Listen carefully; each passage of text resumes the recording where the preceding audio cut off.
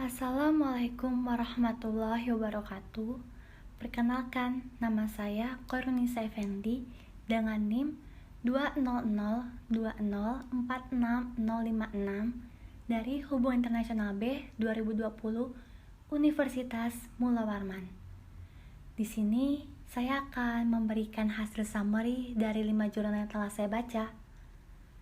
Dalam beberapa jurnal saya baca terkait perekonomian Indonesia, di mana pemerintah masih kurang perhatian terhadap sektor ekonomi. Pemerintah harusnya memberikan perhatian lebih terhadap biaya operasional. Pada prinsipnya, kebijakan pada industri manufaktur lebih dilekatkan kepada inovasi dan membuat teknologi manufaktur yang berkualitas, serta mengikuti sektor manufaktur global. Mengenai biaya birokrasi serta perizinan yang harus dipangkas, seiring dengan penguatan perlindungan terhadap keberadaan industri manufaktur kecil dan juga industri manufaktur menengah. Pemerintah selayaknya memberikan perhatian khusus untuk memberikan kemudahan dalam membangun usaha di bidang manufaktur. Kemudian, menyederhanakan pembukaan usaha dapat mengatasi situasi missing middle atau biasa disebut hilangnya lapisan tengah ekonomi.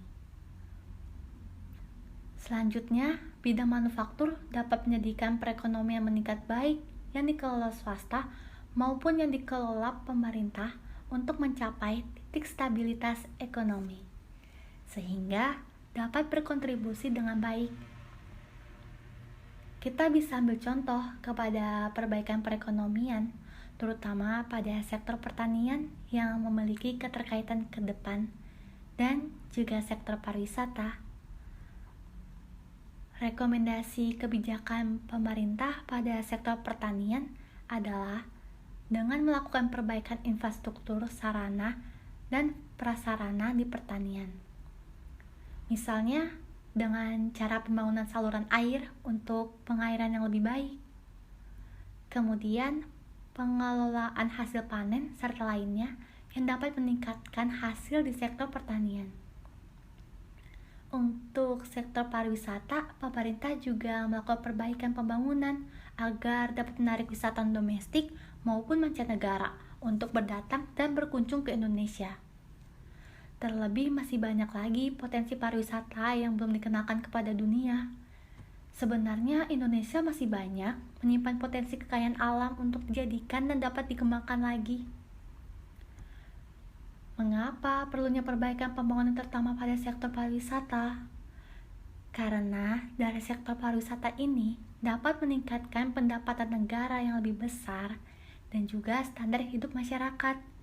Jika dilihat dari kontribusi menunjukkan bahwa sektor pariwisata telah memberikan kontribusi sebanyak 12%. Bahkan sampai beberapa tahun terakhir, sektor pariwisata menjadi penyumbang terbesar kedua bagi devisa negara setelah di sektor minyak dan gas atau biasa disebut dengan migas. Harapannya semoga Indonesia tidak hanya berkembang saja, namun bisa menjadi perekonomian yang maju, juga Indonesia bisa lebih cepat dan tepat dalam menangani kasus COVID-19. Karena pandemi ini menyebabkan perekonomian menjadi sangat turun dan diikuti dengan adanya upaya pemerintah yang mengambil kebijakan dalam penanganan COVID-19 untuk mengurangi aktivitas di luar.